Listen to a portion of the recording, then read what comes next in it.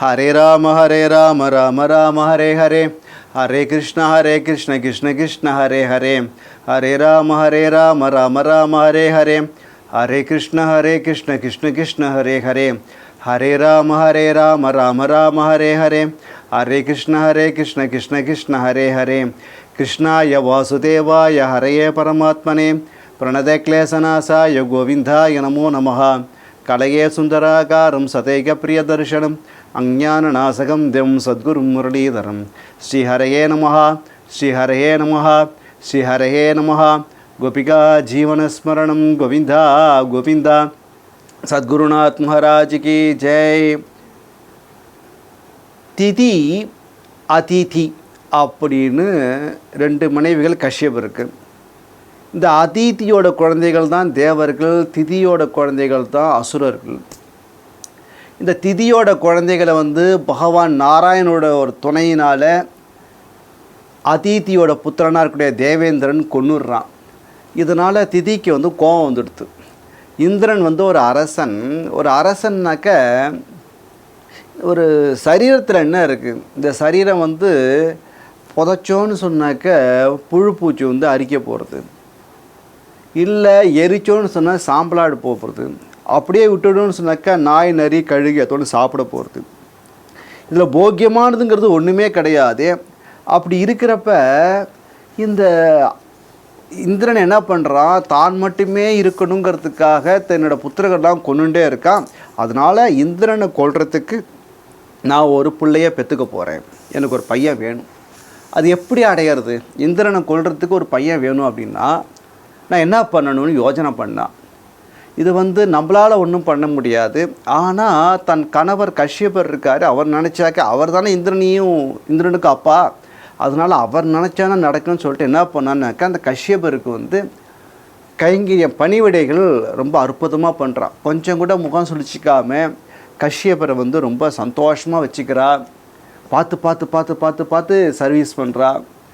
இதை பார்த்ததும் அந்த கஷ்யபருக்கு அவன் மேலே ஒரு பிரீத்தி வந்துடுச்சு, சந்தோஷம் வந்துடுத்து.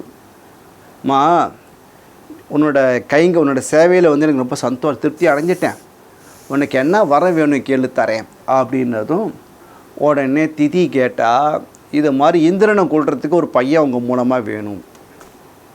போச்சு, நான் மோசம் போயிட்டேன். உன்னோட அழகான கண்கள், உன்னோட அந்த கைங்கரியம், இதை பார்த்துட்டு நான் நினச்சிட்டேன் இந்த பெண்களே புரிஞ்சிக்கவே முடியாது. நீ என்ன பண்ணிட்டேனாக்க, நான் உன் மேலே மோகப்பட்டிருந்தேன்னாக்க, மோகப்பட்ட ஒரே காரணத்தினால நான் மோசம் போயிட்டேன். இது மாதிரி கஷ்டம் ஏற்பட்டுருது. ஒருத்தர் கொல்லணுன்ட்டு ஒரு குழந்தை வேணும்னு கேட்குறியே, நான் கண்டிப்பாக எனக்கு இதனால் ஏதாச்சும் நடக்க தான் விரோதமாக ஏதாச்சும் நடக்க தான் போகிறது. என்ன பண்ணுறதுன்னு தெரியலையே, என்னை எல்லாரும் நிந்திக்கணும், ஏன்னா இது மாதிரி காரியத்தை நான் பண்ணிட்டேனே, என் புலங்களுக்கு வசமாயிட்டேன்னு கஷ்டப்பத்தை நினச்சிட்டார். ஆனால் என்ன பண்ணுறது, அவள் வரம் கொடுத்துட்டார். உடனே சொன்னாருமா, நீ உன்னை கைங்கரியம் பண்ணியிருக்க, நீ கேட்ட வரன் மோசமான வரம் தான். ஆனாலும் ஒரு வருஷம் பூராவும் நீ ஒரு விரதம் இருந்த அப்படின்னு சொன்னாக்க இந்திரனை கொல்லக்கூடிய ஒரு புத்திரன் உனக்கு பிறப்பான். அந்த விரதத்தில் ஏதாச்சும் லோபம் வந்துடுது அப்படின்னு சொன்னாக்க அவன் தேவனோட சேர்ந்துருவான் அப்படின்ட்டு ஒரு வார்த்தை கொடுத்தார். உடனே திதி சொன்னால் எனக்கு அந்த விரதத்தை கொடுங்கோ, சொல்லி கொடுங்கோ, நான் இருக்கேன் அப்படின்னதும் ஒரு பெரிய லிஸ்டே போடுறார். கஷ்யபர் சொல்கிறார், எந்த பிராணிகளையும் ஹிம்சிக்க கூடாது. ஃபஸ்ட்டு பூதஜாதானி எந்த ஒரு பிராணிகளையும் ஹிம்சையே பண்ணக்கூடாது. யாரையும் திட்டவே கூடாது. என்ன தான் காரியம் பண்ணாலும் நீ வெய்யவே கூடாது, திட்டவே கூடாது. என்ன ஹிம்சா பண்ணினாலும் பொய்யே பேசக்கூடாது, சத்தியம்தான் பேசணும், பொய் சொல்லக்கூடாது. அப்புறம் நகங்களை வெட்டக்கூடாது, தலைமயிரை வெட்டிக்கப்படாது. இப்போனா அந்த காலத்துலேயே எல்லா லேடிஸ்லாம் பியூட்டி பார்லர் போயிருக்கான்னு தெரியுது. நகங்களை நகரோமானி ரோமங்கள் உடம்பு மேரெலாம் வெட்டக்கூடாது. அப்புறம் அமங்கலமான ஓடு எலும்பு இதெல்லாம் நீ தொடவே கூடாது. அப்புறம் நதியில் குளிக்கிறப்ப, நதியில் ஸ்நானம் பண்ணுறப்ப ஜலத்துக்குள்ளே புகுந்துண்டு ஸ்நானம் பண்ணக்கூடாது, துஷ்டர்களோட பேசவே கூடாது, துர்ஜனைக்கு ந சம்பாஷயத்தை பேசக்கூடாது, ந குப்பியத்து கோபமே படக்கூடாது. அப்புறம் வந்து சுத்தம் செய்யாத வஸ்திரத்தை போட்டுக்கக்கூடாது, ஒரு தடவை போட்டுட்ட மாலையை திருப்பி போட்டுக்கக்கூடாது, மிகுதியான அன்னத்தையோ பத்திரகாளிக்கு நிவேதம் பண்ண அன்னத்தையோ இல்லை நாய் பொசிச்ச எறும்பு வந்து சாப்பிட்ட அன்னத்தையோ சாப்பிடக்கூடாது. அதுக்கப்புறம் வந்து தண்ணி வந்து 2 கையும் அஞ்சலி மாதிரி வச்சுட்டு குடிக்கக்கூடாது. இவ்வளோ கண்டிஷன் பாருங்க. அசுத்தமாகவே இருக்கக்கூடாது, ஜலத்தில் ஸ்நானம் பண்ணாமல் இருக்கக்கூடாது, சந்தியா காலத்தில் தலைமையில் விரித்து போட்டுண்டு அவிழ்ந்து நிலை உட்காந்துட்டு இருக்கக்கூடாது, நகை இல்லாமல் இருக்கக்கூடாது, உடம்புல வஸ்திரம் இல்லாமல் இருக்க, எப்போதும் வஸ்திரம் போட்டுகிட்டே இருக்கணும், நகை போட்டுகிட்டே இருக்கணும், வாக்கை அடக்கணும். அப்புறம் வந்து மேல் வஸ்திரம் எப்போதும் மூடப்பட்டு இருக்கணும், வெளியில் சஞ்சாரமே அவ்வளோவா பண்ணக்கூடாது, கால் அலம்பாமல், நல்ல அவசியமான விஷயம், கால் அலம்பணும், கால் அலம்பாமல் இருக்கக்கூடாது, அசுத்தமாக இருக்கக்கூடாது, ஈரக்காலோடையும் இருக்கக்கூடாது, வடக்க தலை வச்சு படுக்கக்கூடாது, அதே மாதிரி மேற்கையும் தலை வச்சு படுக்கக்கூடாது. அப்புறம் வந்து 2 சந்தியா காலத்துலேயும் படுக்கவே கூடாது, சுத்தமான ஆடையை தரிச்சுண்டு சுத்தமான எப்போது மங்களகரமான காரியங்களை பண்ணிண்டு காலையில் சாப்பாட்டுக்கு முன்னாடியே பசுக்களுக்கு பிரம்மவித்துகளுக்கு லட்சுமியை ஸ்ரீமன் நாராயணனையும் பூஜை பண்ணணும். அப்புறம் வந்து சுமங்கலிகளுக்கு அப்புறம் குழந்தை பெற்ற பெண்களுக்கு அவர்கள் மாலை சந்தனம் ஆகாரம் ஆபரணம் இதெல்லாம் நல்லா கொடுத்து பூஜை பண்ணணும். கணவனையும் நல்லா பூஜை பண்ணணும். அப்புறம் வந்து பகவானையே தன் வயிற்றுக்குள்ளே இருக்கிற கருவியை கூட பகவான் நினச்சிண்டு அதையும் அந்தர்தாமே நினச்சி தியானம் பண்ணிகிட்டே இருக்கணும். இதை வந்து 1 வருஷம் ஃபுல்லாக நீ இதை ரொம்ப கொஞ்சம் கூட டிவேட்டே ஆகாமல் பிசகே இல்லாமல் இந்த பிரதத்தனை இருந்த அப்படின்னு சொன்னாக்க இந்திரனை கொல்லக்கூடிய புத்திரன் உனக்கு பிறப்பான். ஒரு கால் நீ டிவியேட் ஆகிட்டு தவறிட்டேன்னு சொன்னாக்க அந்த குழந்தை இந்திரனோட சேர்ந்துருவான் அப்படின்னு சொன்னதுக்கப்புறம் இவளும் வந்து என்ன பண்ணினான்னு கேட்டாக்க ரொம்ப ஸ்ரத்தையாக திதியானவள் இந்த விரதத்தை மேற்கொண்டான். ஒரு நல்ல நாள் ஆரம்பிச்சு இந்த விஷயம் இந்திரனுக்கு காதுக்கு போச்சு. இந்திரன் என்ன பண்ணினா, என்னை கொல்றதுக்காக ஒரு குழந்தைய வந்து உண்டாக்க போகிறா, அதனால் வந்து நாம் வந்து இவளுக்கு வந்து சமயம் பார்த்து அந்த குழந்தைய அடிக்கணும் அப்படின்ட்டு மனசில் ஒரு பிளான் பண்ணிட்டு நல்லவ மாதிரி திதிக்கு வந்து சர்வீஸ் பண்ணுறான். அவளுக்கு தேவையான பழங்களை பறிச்சுட்டு கொடுக்கறது, புஷ்பங்களை கொண்டு வந்து கொடுக்கறது, சமித்து தர்ப்பங்கள், அப்புறம் வந்து தீர்த்தம், அந்தந்த காலத்தில் வந்து என்னென்ன வேணுமோ ரொம்ப சின்சியராக இந்திரன், ஏன்னா அவனுக்கு ஆபத்தாச்சு, அவன் உயிர் போய்டும், அது குழந்தை வந்தாக்க அவன் உயிர் போய்டுமே, அதனால் வந்து ரொம்ப சின்சியராக திதிக்கு வந்து பார்த்து பார்த்து பார்த்து பார்த்து பார்த்து பார்த்து பார்த்து பார்த்து பார்த்து கைங்கரியம் பண்ணுறான், எல்லாத்தையும் கொண்டு வந்து கொடுக்குறான். ஆனால் இந்திரனோட உள்நோக்கம் திதிக்கு தெரியாது. அவன் வந்து சரி நான் பண்ணுறான்னு சந்தோஷமாக இருந்துட்டுருக்கான். இந்த இந்திரன் வந்து டயத்தை நோட் பண்ணிகிட்டே இருக்கான். இவன் எப்பயாச்சும் வந்து மிஸ் ஆகிறாளா பார்க்கலாம், பண்ணக்கூடிய அந்த விரதத்தில் கொஞ்சமாச்சும் கொஞ்சம் அப்படி நவுந்துட்டான்னாக்க நம்ம வந்து சமயம் பார்த்து உள்ளே பூந்து குழந்தைய கொண்டுடலாமேன்ட்டு வெயிட் பண்ணிகிட்ருக்கான். ஆனால் அந்த லோபம் அவள்கிட்ட நடக்கவே இல்லை, ரொம்ப சின்சியராக இருக்கா.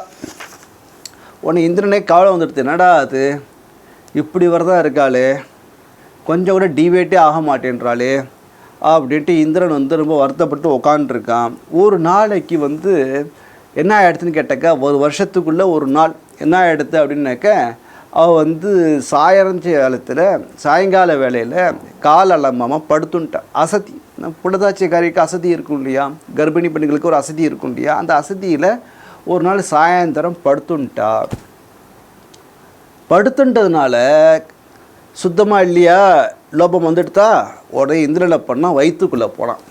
வயிற்றுக்குள்ளே போயிட்டு அந்த கரு இருக்கு இல்லையா, அந்த கருவை, ஏன்னா யோக சித்தி அவன்கிட்ட இருக்கிறதுனால தன் யோக மகிமையினால் இந்திரன் அவள் கர்ப்பத்துக்குள்ளே பூந்து அந்த வயிற்றுக்குள்ளே இருக்கிற சிசுவை வந்து வெட்டுறான். வெட்டினாக்கா அது 7 பாகமாக போகிறது. அந்த ஒரு பாகத்தையும் வெட்டுறா, ஒன்று 7 பாகமாக போய் மொத்தம் 49 குழந்தைகள். அந்த குழந்தைகள் வந்து சொல்கிறது, நாங்கள்லாம் உன்னோட சகோதரன் இல்லையே, எங்களை கொல்லலாமா நீ அப்படின்றா. உடனே இந்திரன் வந்து கொல்லாமல் விட்டுட்டான். அந்த 49 குழந்தைகளுக்கும் ஒன்றும் ஆகலை. இவன் வஜ்ராயத்தை என்னடா வஜ்ராயத்தாலே கொட்டிக்கிறேன், இந்த குழந்தைகளுக்கு ஒன்றும் ஆக மாட்டேங்கிறது என்ன இந்திரன் நினச்சிட்டான். அப்போ தான் நினச்சிட்டான், பகவானுக்கோசரம் ஒரு நாள் பூஜை பண்ணினாலே அந்த குழந்தைய காப்பாற்றுவாங்கிறப்ப ஒரு வருஷம் ஃபுல்லாக பண்ணியிருக்க, ஏதோ ஒரு நாள் தான் வந்து கொஞ்சம் லோபம் வந்துடுத்து, டிவைட் ஆகிட்டா. மற்றபடி வந்து மற்ற நாள்லாம் அவன் சின்சியராக பண்ணியிருக்கா இல்லையா, அதனால தான் இந்த குழந்தைகளுக்கு ஒன்றும் ஆகலைன்னு நினச்சிட்டான். 49 குழந்தைகள் பிறந்ததும் அந்த குழந்தைகளை பார்த்துட்டு திதி கேட்டால், எனக்கு ஒரு குழந்தை தானே கேட்டேன், இது 49 குழந்தைகள் இருக்கே, இந்திரா நீ உண்மையை சொல்லு, எப்படி 49 குழந்தைகள் வந்தது அப்படின்னு கேட்டதும் இந்திரன் சொன்னா, அம்மா இது மாதிரி வந்து நீங்கள் வந்து விரதம் வந்து, ஏன்னா அவனுக்கு அம்மா தானே, அதித்தியோட பிள்ளை தானே, அதித்தி 2 அக்கா தங்க தானே, அம்மா இது மாதிரி வந்து நீங்கள் வந்து ஒரு நாளைக்கு வந்து இந்த விரதம் இருக்கிறப்ப கொஞ்சம் லோபத்தில் இருந்தேன், ஏன்னா வரக்கூடிய குழந்தைய நான் கொல்ல போகிறதுங்கிறதுனால நான் பயத்தில் வந்து அந்த குழந்தைய கொண்டுட்டு வயிற்றுக்குள்ளே போனேன், அந்த கர்ப்பத்தையை வந்து கலைக்கணும்னு ட்ரை பண்ணேன், ஆனால் அது 49 குழந்தைகளாக போயிடுத்து, நீங்கள் பண்ண பூஜையோட பலம் அந்த குழந்தைகள் நான் ஒன்றும் பண்ண முடியல, ஒன்றுக்கு ஒரு கரு 7 கருவாக 7 குழந்தையாக போச்சு, அந்த 7 வெட்டினா 7 7 ஆகிடுத்து, 49 ஆகிடுத்து, அதனால் இது ஒன்றும் பண்ணவே முடியல, அதனால் பகவானோட கிருப்பை தான், ஏன்னா பகவான் நாராயணனையே நீங்கள் வந்து பூஜை பண்ணதுனால அந்த கருவை என்னால் ஒன்றும் பண்ண முடியல, பகவான் வந்து உங்களோட பூஜை ஏற்றுன்ட்ருக்கான், அதனால் வந்து மோட்சத்தையே கொடுக்கக்கூடிய பகவான் இந்த குழந்தைகளுக்கு நல்ல கதியை கொடுத்துட்டான், அதனால் இவர்களை வந்து மருத்கணங்கள்னு பேர் ஏற்படும், இவர்கள் என் கூட தேவர்களாக இருப்பா அப்படின்னு சொன்னதும், இதை கேட்டதும் அந்த 49 குழந்தைகளும் இந்திரனோட சேர்ந்து சொர்க்கலோகத்துக்கு போயிட்டா. இந்த மருத்தேவதையோட மங்களகரமான இந்த பிறவியானது வந்து ஸ்ரீசுகர் சொல்லி இந்த 6வது ஸ்கந்தமானது பூர்த்தி ஆறுது. அதாவது ஒரு விரதத்தில் வந்து ஒரு சின்ன லோபம் ஏற்பட்டால் கூட அந்த லோபம் என்ன ஆகிடுதுன்னு கேட்டால், அந்த குழந்தைகளை கொல்லணுங்கிற எண்ணத்தில் வரக்கூடிய இந்திரன் கூட கொல்ல முடியல, ஏன்னா பகவான் நாராயணனையே வந்து பூஜை பண்ணியிருக்கா இல்லையா, ஆனால் அவரோட எண்ணம் வந்து கெட்ட எண்ணம் தான், இந்திரனோட எண்ணமும் கெட்ட எண்ணம் தான். என்ன அப்படின்னா இந்திரனை கொல்லணும், ஏன்னா தன் புள்ள ஹிரண்யகசிபு வந்து நரசிம்மரோட கிருப்பையினால் வந்து கொன்னுட்டான், ஹிரண்யாட்சனை வந்து வராக சுவாமியோட கிருப்பையினால் கொன்னுட்டான், அதனால் எப்போ பார்த்தாலும் என் பிள்ளைகளை கொல்றதையே வேலையாக வச்சுட்டு இருக்காங்க, இந்த இந்திரனை கொல்றதுக்கு நான் பார்க்குறேன்னு சொல்லிட்டு அவள் வந்து அவளோட சாமர்த்தியத்தில் ஒன்றும் பண்ண முடியாது, அதனால் கஷ்யபருக்கு அப்படி ஒரு கைங்கரியம் பண்ணினார். அந்த கஷ்யபர் சந்தோஷப்பட்டுன்ட்டு அவளுக்கு என்ன வேணும் வர வேணும்னு கேட்க, அவர் குழந்தை வேணும்னு கேட்டதுனால இந்த விரதத்தை சொல்கிறார். என்றைக்குமே கர்ப்பிணி பெண்கள்னால ஒரு விரதம் அப்படிங்கிறது வந்து ஒரு 10 நாள் 15 நாள்லாம் பண்ண முடியும், ஒரு வருஷம் அப்படிங்கிறப்ப கண்டிப்பாக ஒரு வருஷத்தில் வந்து ஒரு 6 மாதம் சின்சியராக இருப்பா. இன்றைக்கி ஒரு நாள் தானே, இது ஒரு நம்மளுக்கு லெசன் தான். இதெல்லாம் ஒரு பூஜை பண்ணுறப்ப ஆரம்பத்தில் ஒரு பூஜையை எடுத்து பண்ணுறப்ப ரொம்ப சின்சியராக இருப்போம், ரொம்ப அழகாக பண்ணுவோம், நாட்கள் போக போக நமக்கே வந்து அதில் வந்து ஒரு ஸ்ரத்த லைட்டாக குறையும், ரியல் பக்தியில் குறையாது, சில சமயம் இன்றைக்கி ஒரு நாள் தானே அப்படின்ட்டு நம்ம கொஞ்சம் காம்ப்ரமைஸுக்கு வந்து at any given point of time காம்ப்ரமைஸாக படிக்கக்கூடாது. பக்தியில் மட்டும் காம்ப்ரமைஸுங்கிற பேச்சுக்கு இடமே கிடையாது. காம்ப்ரமைஸ் பண்ணிட்டு ஒரு நாள் இப்படி படம் ஒன்றும் ஆட போகிறது கிடையாது அப்படின்ட்டு நம்ம நினச்சிப்போம் இல்லையா. மனசு தானே, மனசு என்ன நினைக்கும் இல்லையா. திதி வந்து பர்ஃபெக்டாக இருக்கா. இந்திரன் என்ன பண்ணுறான்னா பார்த்தல, நம்மளுக்கு வந்து சில பேர் நம்ம வந்து யாரை ஒழிக்கணும்னு நினைக்கிறோமோ அவன் வந்து கூட இருந்தே நம்மளுக்கு கெடுதி பண்ணுவான். அதை நம்ம ஞாபகம் வச்சுக்கணும். இந்த சரித்திரால நம்மளுக்கு ஏதாவது சொல்ல வருது. இந்த திதி யாருக்காக இந்த விரதத்தில் இருக்கா? இந்திரனை ஒழிக்கிறதுக்காக. அதே இந்திரன் அவளுக்கு வந்து பழம் கொண்டு வந்து கொடுக்கறது, பூ கொண்டு வந்து கொடுக்கறது, தீர்த்தம் கொண்டு வந்து கொடுக்கறது, சமைத்து கொண்டு வந்து கொடுக்கறது, எல்லா காரியத்தையும் விழுந்து விழுந்து விழுந்து கவனிக்கிறான்னாக்கா இவனுக்கு சந்தேகம் வர வேண்டாமா? அவனை பக்கத்தில் வச்சுக்கலாமா? வச்சுட்டா.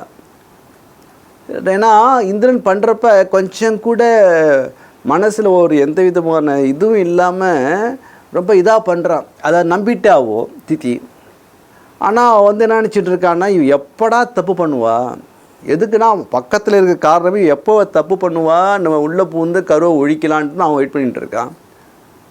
இந்த ஒரு வருஷத்தில் ஒரு நாள் அவளால் வந்து கொஞ்சம் அந்த அசதி படுத்துட்டா, அந்த சந்தர்ப்பத்தை பயன்படுத்திட்டு இந்திரன் அந்த கருவுக்குள்ளே யோக மகிமையினால் கருவுக்குள்ளே போயிட்டு வயிற்றுக்குள்ளே போய் அந்த கருவை கொல்ல போக, ஆனால் இவ பண்ண பூஜை சத்தியம் தானே. எத்தனை சாதுக்களுக்கு, எத்தனை பசுமாட்டுகளுக்கு, எத்தனை சுமங்கலி பெண்களுக்கு, எத்தனை கன்னியா பெண்களுக்கு இவ தானம் பண்ணியிருப்பா.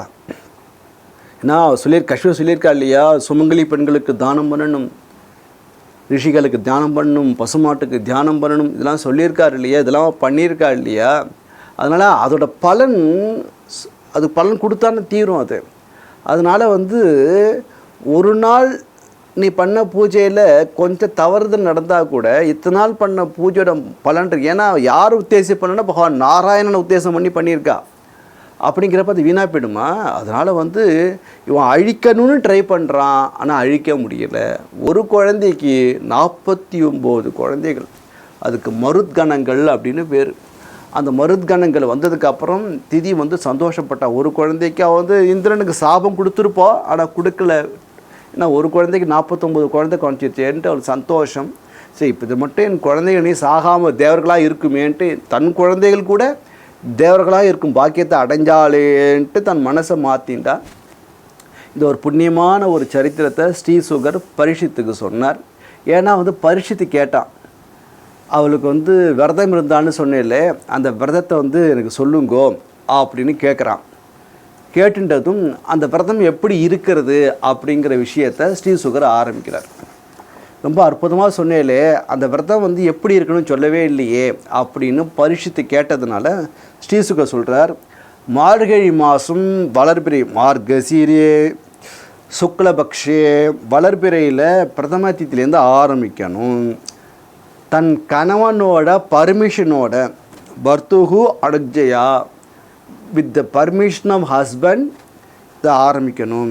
எல்லா விருப்பத்தையும் கொடுக்கவல்ல இந்த விரதத்தை தொடங்கணும். என்ன பண்ணினானாக்கே பல்ல சுத்தம் பண்ணிட்டு நல்ல வெளுப்பான ஆடைகளை போட்டுண்டு ஆகாரத்துக்கு முன்னாடியே லக்ஷ்மி நாராயணனை தியானம் பண்ணி பூஜை பண்ணணும்.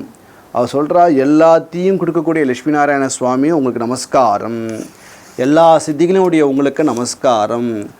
பகவானே உங்களோட கிருப்பையினாலையும் உங்கள் தயையினாலையும் உங்கள் ஐஸ்வர்யத்தினாலையும் உங்கள் தேஜஸ்னாலையும் மகிமையினாலையும் பலத்தாலும் மற்ற குணத்தாலும் நீங்கள் சேவிக்கப்படுவீராக இருக்கின்றீர். அதனால் வந்து உங்களுக்கு பகவான் பிரபுவு அசி, அதனால் நீங்கள் பிரபுவாகவும் இருக்கேள், பகவானாகவும் இருக்கேள். அப்புறம் வந்து லக்ஷ்மியை வந்து பூஜை பண்ணுறா, லக்ஷ்மியை பூஜை பண்ணி ஸ்தோத்திரம் பண்ணுறா. அப்புறம் சொல்கிறா, ஓம் நமோ பகவதே மகாபுருஷா ய மகா விபூதி பதையே ஸ்வாகான்னு மந்திரம் சொல்லி அக்னியில் ஆகூதி கொடுக்குறா.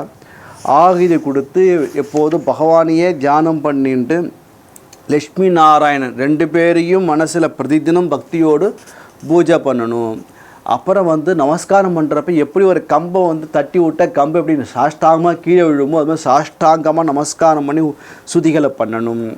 அப்புறம் வந்து எல்லாத்துக்கும் இந்த பிரபஞ்சம், இந்த ஸ்திதி, உற்பத்தி ஸ்திதி, அப்புறம் லயம், எல்லாத்துக்கும் நீங்கள் தானே காரணம், நீங்களே தான் எல்லாமாக இருக்கேன்னு பகவானை வந்து ஸ்தோத்திரம் பண்ணணும். ஸ்தோத்திரம் பண்ணி இது மாதிரி பகவானை வந்து யாரெல்லாம் வராலும் பகவானுக்கு வந்து சுத்தமான அன்னங்களை நைவேத்தியம் பண்ணணும், அர்ச்சனை பண்ணணும், ஆச்சமனம் கொடுக்கணும். அப்புறம் வந்து அந்த யாகத்தில் போட அபிஷேகளை வந்து மறுபடியும் நாராயணனுக்கு பூஜை பண்ணணும் அப்படின்னு ரொம்ப லிஸ்ட்டு பெருசாக இருக்குது. அப்புறம் வந்து இந்த கணவன் மனைவிக்குள்ளே சண்டையே இல்லாமல் இருக்கணும்.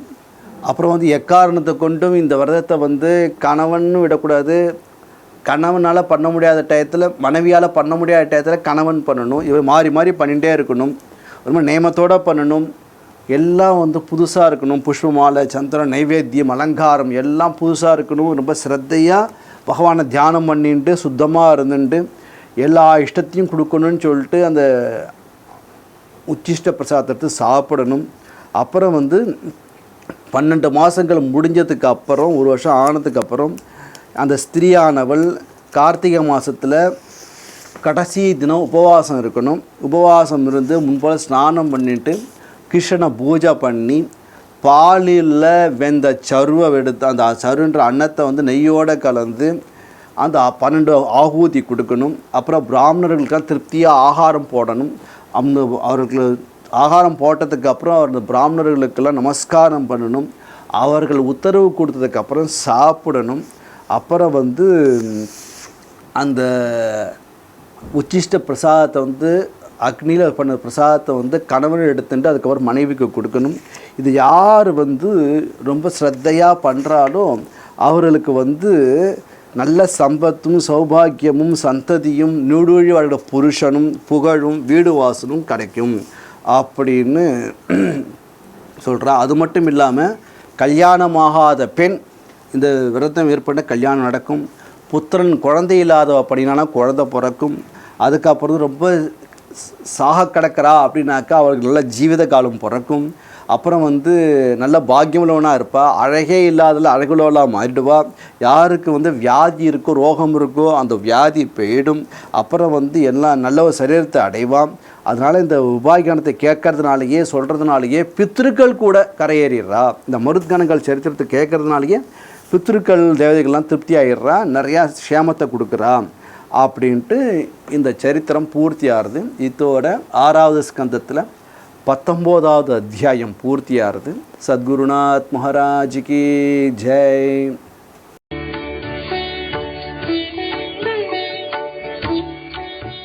தமிழில் முதல் பக்தி சேனல் சாய் டிவி.